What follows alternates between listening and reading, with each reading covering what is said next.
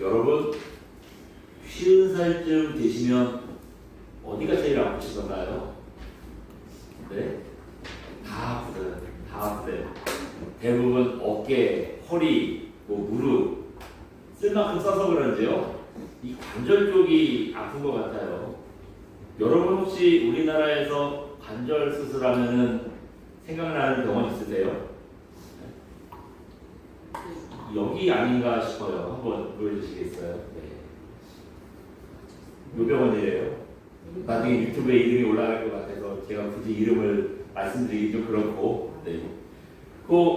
여러분도 한 번쯤 들어보신 병원이죠? 예. 관절 수술로는 대학병원 못지않게 유명한 병원입니다. 저 병원이 본원이고요. 분원인데도 조만한 사이즈, 저거보다 더 큰 병원들이 전국에 있더라고요. 전국에만 있는 줄 알았는데 제가 한번 찾아봤거든요. 두바이, 아부다비, 중동에도요. 저 병원이 있대요. 그래서 저 병원이요? 11개나 있대요. 또 보면 수술 결과도 좋더라는 글들이 많아요. 그래서 유명한 병원이 됐겠죠. 또 요즘에 여러분 탈모로 고생하는 분들 많잖아요. 탈모 때문에 그 제일 유명한 병원 한번 소개해 드려 볼까요? 네, 한번 보여주세요. 여기에요. 네. 탈모로 전국에서 제일 유명하다 그러더니 너무 자꾸 초라하죠. 네, 겨우 저만 할까 싶대요. 여러분 병원이 어디 있대요? 네, 자그마치 서울도 아니고 수도권도 아니고 충남 당진에 있는 시골병원입니다. 근데 저기가요 탈모로는 대학병원 못지않게 유명하대요.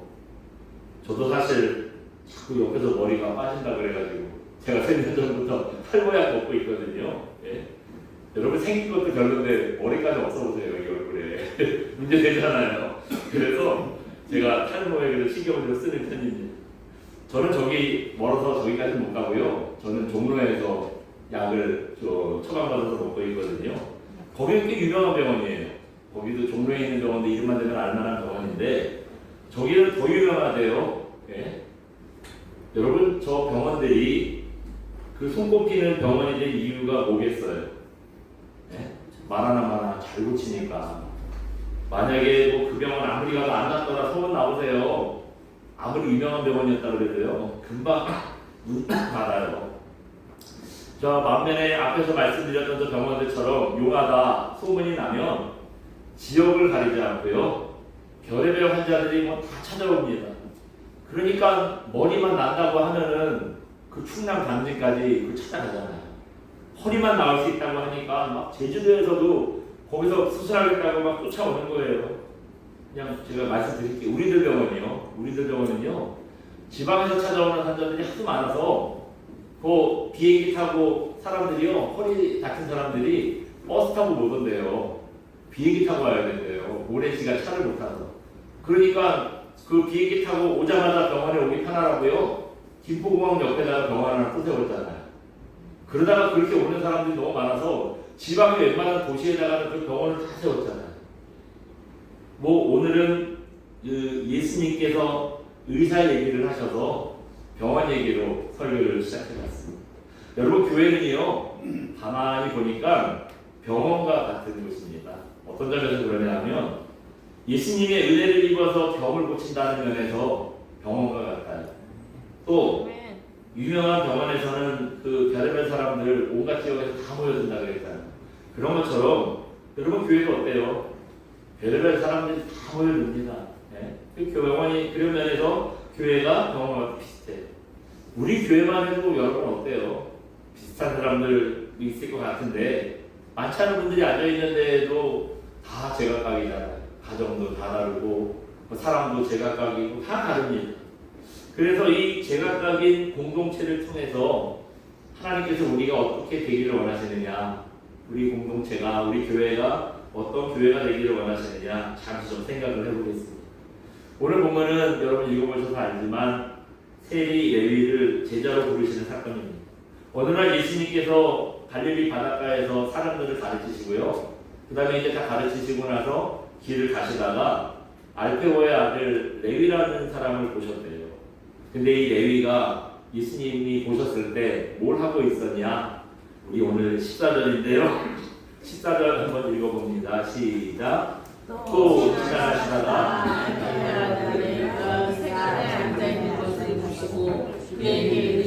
나를 따르라 하시니 일어나 따르니라. 아멘. 지금 예수님께서 레위를 보시고 뭐라고 하셨죠? 나를 따르라. 나를 따르라 그랬어요.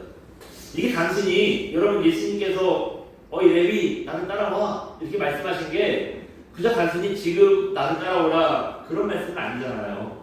여기서 말씀 나를 따르라는 건 내 제자가 돼서 영원히 나와 함께 하자.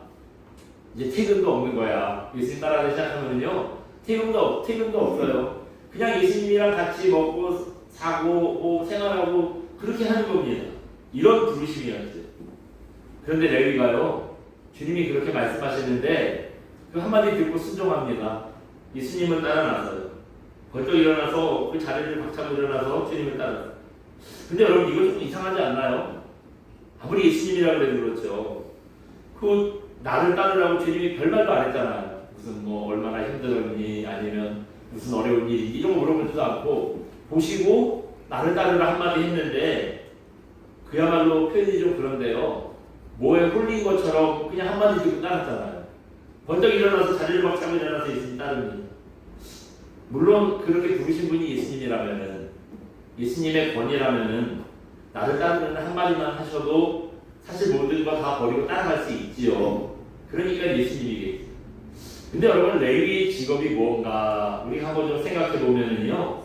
그 이미 예수님께서 부르시기 전에 꼭 자기 직업에 대한 후회가 있지는 않았을까? 이것 때문에 마음에 갈등이 있지는 않았을까? 우리가 생각해 볼 수가 있어요. 방금 읽으신 4절 보시니 레위가 어디에 앉아 있었다고 하죠? 예, 레위가 세관에 앉아 있는 것을 보시고 그랬어요. 여러분 세관이 그 뭐 하는 곳이죠?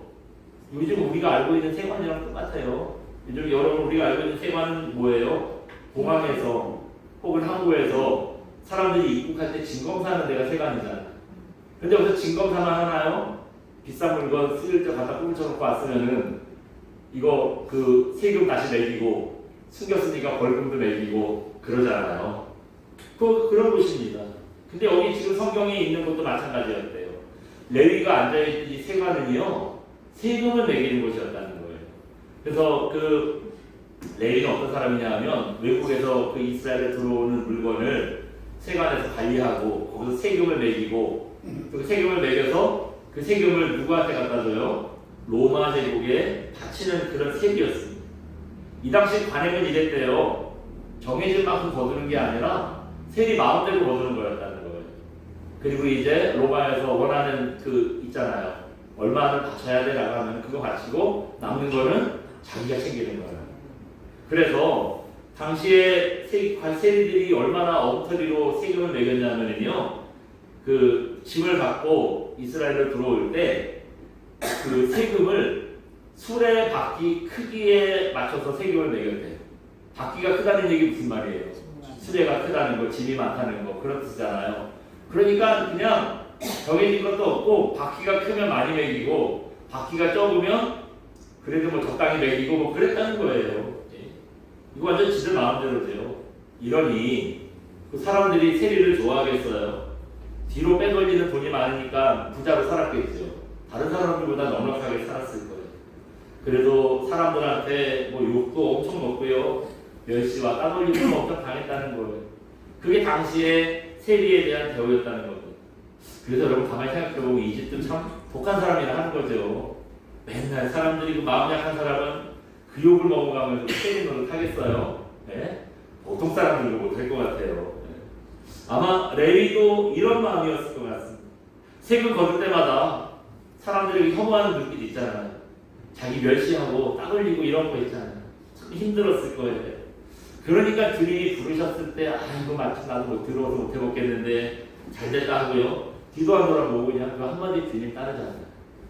이 예수님도 세리를 레위를 왜 부르셨겠어요? 레위의 그런 중심을 보시고 비난받느라고 얼마나 힘들었냐, 이제 그거나 내려놔, 나랑 같이 가자, 뭐 이런 마음으로 부르신 거겠어요. 여러분, 주님이 레위를 부르셨을 때 레위가요 사람이 완전히 바뀌었습니다.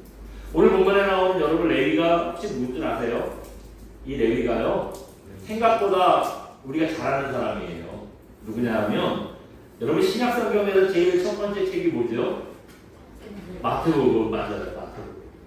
이 마태복음을 기록한 마태가 바로 세위 레위입니다. 그러면 이름이 레위라고도 하고 마태라고도 하냐?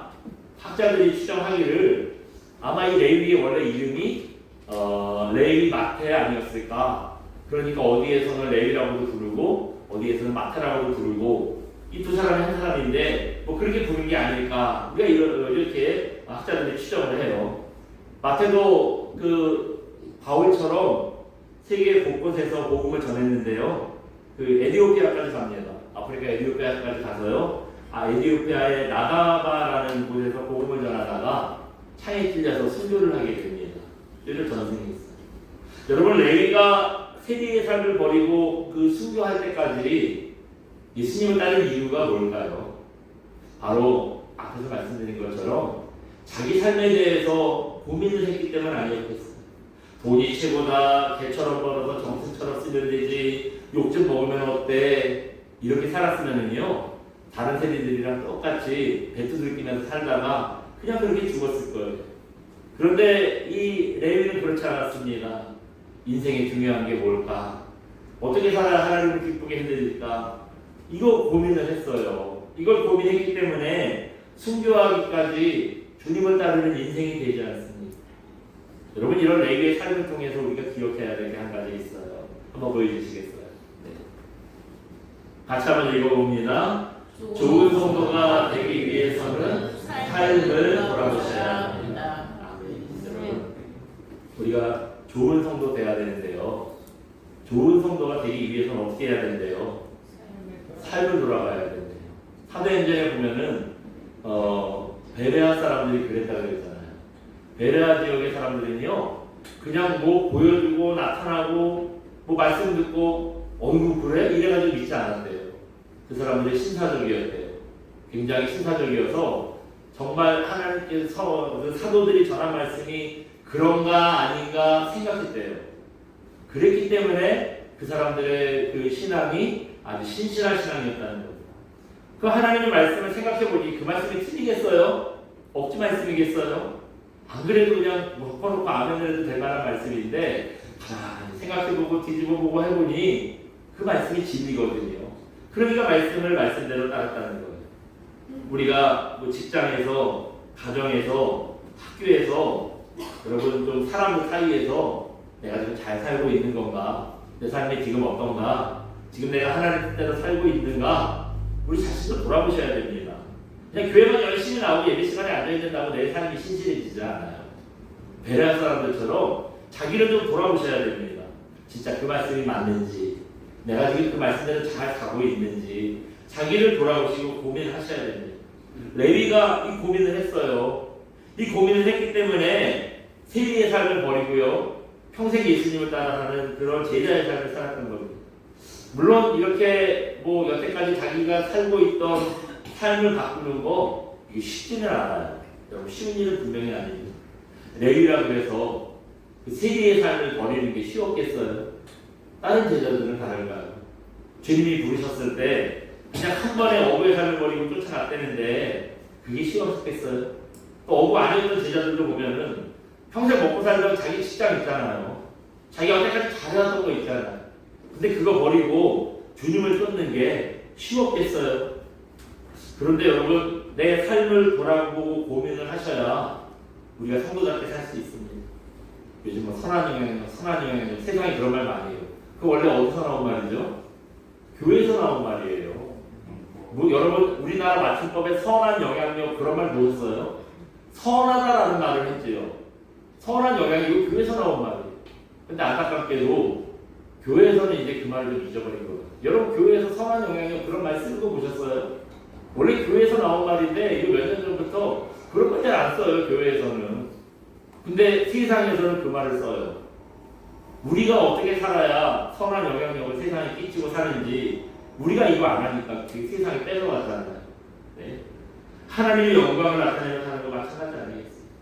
그러니까 여러분 이 고민하셔야 돼요. 이 고민을 해야지 이 고민이 우리를 살리는 길입니다.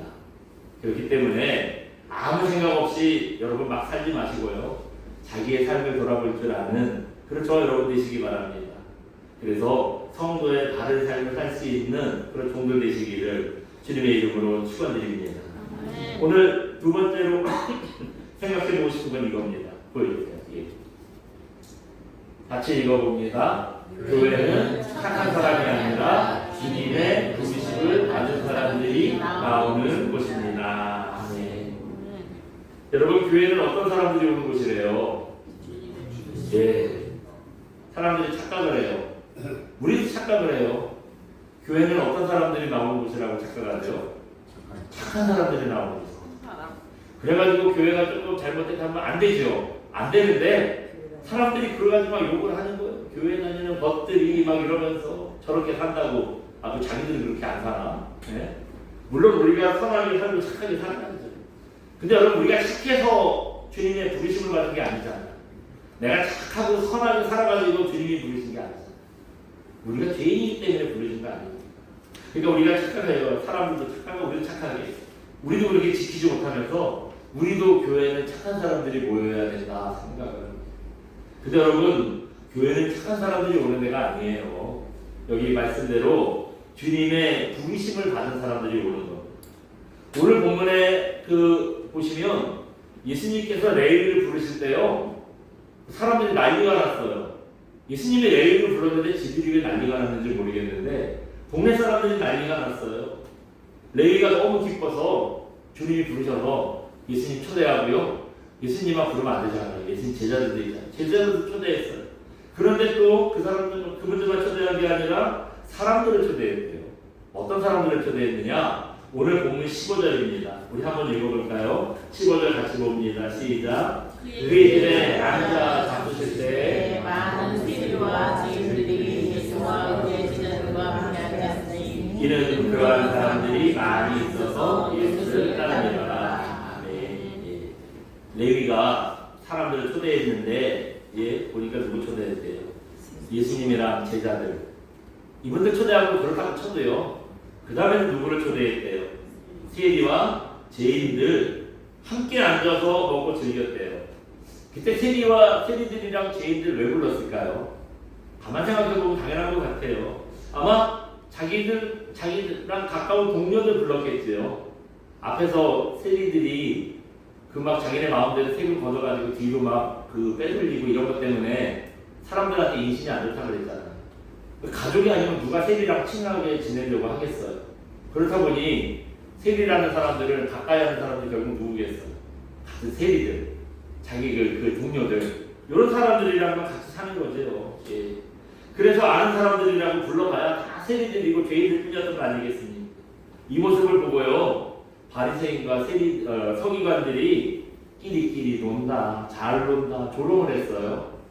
그 얘기 듣고 예수님이 이런 말씀하십니다. 17절 한번 읽어볼까요? 같이 봅니다. 시작. 예수께서 들으시고 그들에게 이르시되 건강한 자에게는 의사가 쓸데없고 병든 자에게라야 쓸데있느니라. 나는 의인을 부르러 온 것이 아니요 죄인을 부르러 왔노라 하시니라.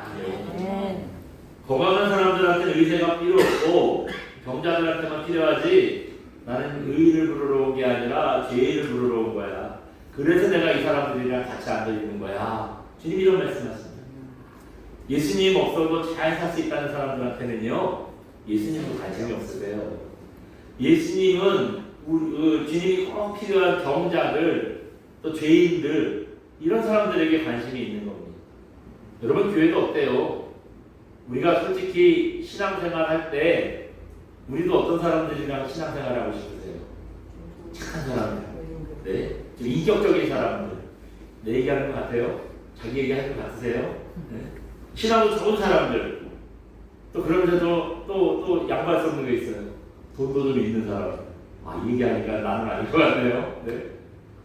착하고 인격적이고 신앙도 좋고 돈도 좀 있고 이런 사람들이랑 같이 신앙생활하고 싶잖아요. 남들이 봐도 어우 이렇게 그 교회는 괜찮은 사람들이 많어. 좀 이런 데에서 같이 신앙생활하고 싶잖아요. 근데 솔직히 그런 사람들 참 별로 없죠. 예? 그런 분들보다 한참 부족하고 모자란 사람들 많지 않습니까? 그 대표적인 사람이 누구예요? 바로 저 아니에요, 저. 제가 그렇잖아요. 예. 목사님 왜 저렇게밖에 못할까? 다른 목사님들처럼 성격도 좀 쌈박하게 좀 하고 전도도 잘하고 기도도 했더니 막 그냥 응답도 탁 싸우고 좀 이렇게 좀 신령한 목사님이면 좋겠는데 왜 저렇게 목사님 뭐가 이렇게 부족한 게 많을까? 여러분 그렇게 생각하시잖아요. 너무 그러지 마세요. 저도 답답해요. 저도 답답해요. 예. 그런데 하나님께서 여러분 이렇게 저를 목사로 부르시고 여러분들을 영혼교회로 불러서 함께 또 신앙생활을 하셨어요. 그래서 여러분 왜 우리를 부르셨겠어요? 서로 부족한 거 험담하지 말고요. 부족함을 서로 채워주고 함께 하라고 부르셨다는 거예요. 예. 말씀이 그렇게 가르쳐주고 있잖아요. 여러분 건강한 자라고 생각하세요? 병든 자라고 생각하세요? 예? 여러분 의인이라고 생각하세요? 죄인이라고 생각하세요? 만약에 주님이 없어도 건강할 수 있고 의인일 수 있다면 주님 여러분 이렇게 부르지 않으셨을 거예요. 여러분 부르지 않으셨어요. 우리가 다 병자고 죄인이고 주님이 없으면 정말 아무것도 아니기 때문에 우리를 부르시고 함께 하신 거 아니겠어요? 네, 그렇지 않습니까? 돌아가신 이효령 선생님 책에 보면은 이런 얘기가 하나 나와요. 그 1958년에 그때 중국의 지도자는 모택동이라는 사람인데 모택동이요 농촌을 순방을 하다가 참새 떼를 보고요 한마디 했대요. 저 새는 참 나쁜 새다, 해로운 새다 한마디 했대요. 그럴만하죠. 그때 뭐 먹고 살기도 힘든데 사람 먹을 것도 없는데 새가 와가지고 얼마나 참새가 또 쪼아 먹어요. 그러니 참 그럴만한 얘기를 하죠. 모택동의 이 한마디에요 중국 전역에 운동이 일어났대요. 무슨 운동이 일어났겠어요? 참새 잡는 운동 일어났대요. 중국의 인구가 좀 많아요. 수억 명이 참새를 잡고 죽이고 했더니 중국의 참새가 멸종되다시피 했대요. 그렇게 참새가 없어졌는데 과연 곡식을 쪼아먹는 참새가 없어서 수억 명이 늘었을까요? 줄었어 벌레. 예, 여러분 이거 중국의 역사에 나오는 얘기예요. 웬걸요? 반대의 결과가 나옵니다. 참새가 곡식만 쪼아먹는 게 아니라 해충도 잡아먹잖아요. 해충을 잡아먹는 참새가 없으니까요. 해충이 늘어가지고 1958년부터 장작 3년 동안 3천만 명이 굶어 죽었대요. 네. 굶어 죽었대요. 3천만 명. 우리나라 인구의 반도 더 되는 인구죠. 이 사람들이 굶어 죽었대요. 그러면서 이효령 선생님께서 이제 사건을 들고 하시는 말씀이에요. 곡식을 쪼아 먹는다고 참새가 해로운 동물이고 정말 쓸데없는 동물이라고 생각하는데 그렇지 않다는 겁니다. 참새의 참자가 이렇게 그거 진짜인지 모르겠는데 그 이효령 선생님은 비유로 얘기를 잘하거든요. 그래서 이게 진짜인지 제가 좀 찾아봤더니 참새를 한자로 얘기하는 데는 없더라고요. 근데 이분이 그냥 비유를 한 것 같아요. 뭐냐면 참새가 이분이 얘기하는 이런 참자래요. 한번 보여주실래요? 참자가 무슨 참자래요? 무슨 참자가 아니라 참진자래요. 참진. 진로 소중할 때 참진자 쓰잖아요. 참진자래요. 참새 참자가 참진이라는 거예요. 그래서 참새라는 거예요. 그러니까 중국 사람들은 그거 쌀 쪼아 먹는다고 절대 쓸모없고 해로운 동물이다 했는데 우리는 참새를 그렇게 대우하지 않았다는 거죠. 참 괜찮은 동물이다. 진짜 필요한 동물이다. 유익한 동물이다. 이렇게 참새를 생각했다는 거잖아요. 이런 해로운 색깔을 품어주는 그런 마음이 우리 조상들의 마음이었다. 그런 얘기를 하십니다. 여러분 우리도 가만히 생각해보니 참새 같은 존재구나 싶은 생각이 들어요. 바리새인과 서기관들이 볼 때 주님과 함께 먹고 마시던 세리들, 죄인들 다 이놈의 인간들은 쓸데없고 죄인들이고 참새 같은 종자들이고 그렇게 생각을 했지요. 근데 주님은 어떻게 하셨습니까? 그런 세리와 죄인을 부르셔가지고요 레위같이 하나님 나라를 위해서 쓰시잖아요. 다 사람들은 죄인들이고 쓸데없는 인간들이라고 손가락질 했는데 주님은 그런 사람들을 불러가지고 하나님 나라를 위해서 쓰시지 않습니다. 교회에서도 덕도 안 되고 신앙생활에 도움도 안 되고 참 해로운 새 같지만 그런 우리라도요 분명히 하나님 앞에 쓰임새가 있어요. 주님이 그러셔서 우리를 부르신 거 아니겠습니까? 저 집사님은 도대체 왜 저래? 차라리 교회 안 왔으면 좋겠어 생각하시면은요, 여러분 끼리끼리 잘 논다고 그 조롱했던 바리새인과 서기관과 같은 사람들이 되는 겁니다. 예수님의 십자가는 스스로 의인이라고 생각하는 사람들에게는요, 진짜 쓸데없는 막대기에 불과했던 거예요. 그러나 나는 죄인이고 십자가에 죽어 마땅하다 믿는 사람들에게는 영원한 생명을 주시는 생명의 길이었습니다. 그렇기 때문에 그 병자와 죄인처럼 부족한 사람들 주님이 부르셨다는 거 이거 다시 한번 기억하는 저와 여러분 되시기 바랍니다. 그래서 뭐 그 병자와 죄인이 우리잖아요. 서로 부족한 우리가 서로 돕고 세워주는 그런 귀한 교회를 만들어 가시기를 주님의 이름으로 축원드립니다. 우리 시간 함께 찬양하고 기도합니다. 나는 아무것도 아닙니다. 함께 찬양하고 기도하겠습니다.